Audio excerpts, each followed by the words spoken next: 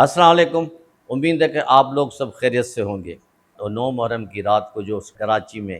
لیاری میں جو سانحہ ہوا، اس کے غم ابھی تک تازہ ہیں، لوگ پریشان ہیں، اور جس طرح وہاں لوگ شہید ہوئے ہیں، 27 لوگوں کی جانیں گئی ہیں، اور وہ عمارت وہ تھی جو صرف 2 منزلہ تھی۔ پھر ان کو سندھ اتھارٹی والوں نے اس سے پیسے لے کے 3rd فلور ان کو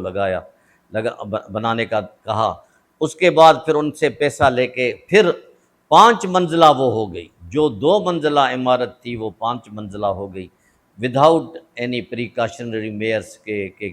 آج نہیں تو کل کیا ہوگا، کس طرح ہوگا۔ پھر جب وہ عمارت 5 منزلہ کمپلیٹ ہو گئی، اس کے بعد لوگوں نے رہنا شروع کر دیا، تو جنہوں نے پیسے لے کے مال کھایا تھا اور انہوں نے اجازت دی تھی، انہوں نے اپنے آپ کو بچانے کے لیے، یعنی سندھ بورڈ کنٹرول اتھارٹی والوں نے ان کو نوٹس پہ نوٹس دینا شروع کر دیے کہ یہ آپ لوگ زیادہ کر رہے ہیں، زیادہ ہو گیا ہے، اس کو خالی کریں، یہ کریں، وہ کریں۔ لیکن ان لوگوں نے تو پیسے دیے ہوئے تھے، اور ان کی تو ان کے ساتھ ملی بھگت تھی، اور کہنے والے تو یہ کہتے ہیں کہ لیاری میں اتنی عمارتیں بنی ہوئی ہیں وداؤٹ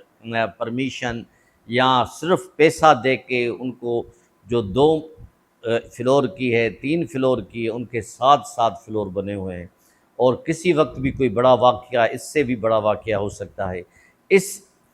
بلڈنگ گرنے کے بعد 27 لوگ جو شہید ہوئے، جو مر گئے ہیں، اس میں 20 ہندو ہیں اور 7 مسلمان ہیں۔ ہندو ہوں یا مسلمان ہوں، انسان ذات کا قتل ہے، انسان مر گئے ہیں، ان کے لیے تو ان کا روز آخرت میں تو حساب ان کو دینا ہی دینا پڑے گا، لیکن اس دنیا میں بھی ان کے لیے کیا ہوگا؟ کسی غریب کی آہ ان لوگوں کو چند سکوں کے لیے، چند نوٹوں کے لیے اگر لگ جائے تو وہ نہ گھر کے رہیں گے نہ گھاٹ کے رہیں گے۔ سندھ بورڈ کنٹرول اتھارٹی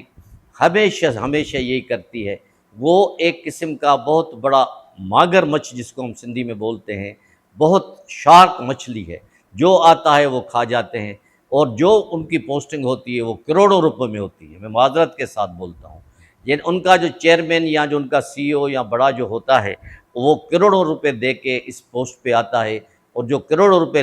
کون لیتے ہیں وہ بھی آپ کے علم میں ہے۔ یہ ایک قسم کا کھلے عام قتل عام کا دھندا ہے، جو غریب آدمیوں سے کیا جاتا ہے۔ غریب آدمیوں کو کوئی چھت نہیں ملتی، وہ مجبور آ کے یہاں رہتے ہیں، اور پھر جب ان کو نوٹس دیا جاتا ہے کہ آپ خالی کریں، یہ کریں، تو ان کے لیے بھی حکومت کو چاہیے کہ کوئی نعم البدل، کوئی ٹیمپرری ان کا کوئی بندوبست کریں، جا کے وہ بیچارے ان پہ جا کے رہیں، تو وہ روڈ پہ آ کے کہاں جائیں گے؟ یعنی یہ ایک قسم کا عجیب ایک پاکستان میں کراچی میں ہمارے ہاں ایک واقعے ہوتے ہیں کہ بابا آپ بس نکل جائیں، کہاں جائیں؟ جب وہ اتنے پیسے دے کے اپنا جمع پونجی جو ہے جمع کر کے ان کو بلڈر کو دیتے ہیں، اور وہ وہاں آ کے رہتے ہیں، اور بلڈر پھر ناجائزگی کے ساتھ ایس بی سی اے کے ساتھ مل کے جو یہ حرکتیں کرتا ہے، تو پھر اس کا تو اللہ کے پاس تو جواب دینا پڑے گا نا۔ یعنی اس کے بعد ان کے آدمیوں کے دل سے کیا آہ نکلے گی؟ وہاں کا جو ایم این اے ہے نبیل گبول صاحب، وہ بھی کل آ کے ظاہر ہوا ہے وہاں، اور انہوں نے کہا کہ ہم یہ کر دیں گے، ایس بی سی اے کے چیئرمین کو ہٹائیں گے، سعید غنی صاحب کو بھی کہیں گے کہ وہ بھی استعفیٰ اگر دینا چاہے تو دے دے۔ سعید غنی اس میں کیا استعفیٰ دے گا؟ آپ لوگ اپنا حلیہ تو درست کریں۔ جن لوگوں سے یہ لوگ پیسے لیتے ہیں، جو بڑے بڑے لوگ بیچ میں ہیں، بروکر بیچ میں ہیں، جو ان لوگوں کی پوسٹنگ کراتے ہیں، پھر وہ نہ دیکھتے ہیں دن، نہ دیکھتے ہیں رات، نہ دیکھتے ہیں غریب، نہ دیکھتے ہیں شاہوکار، بس ان کو پیسہ چاہیے، بس ان کو پھر فلور پہ فلور ان کو بنانے کی اجازت دی جاتی ہے۔ اور جو یہ عمارت گری ہے، اس نے 3 عمارتوں کو بھی نقصان پہنچایا ہے۔ تو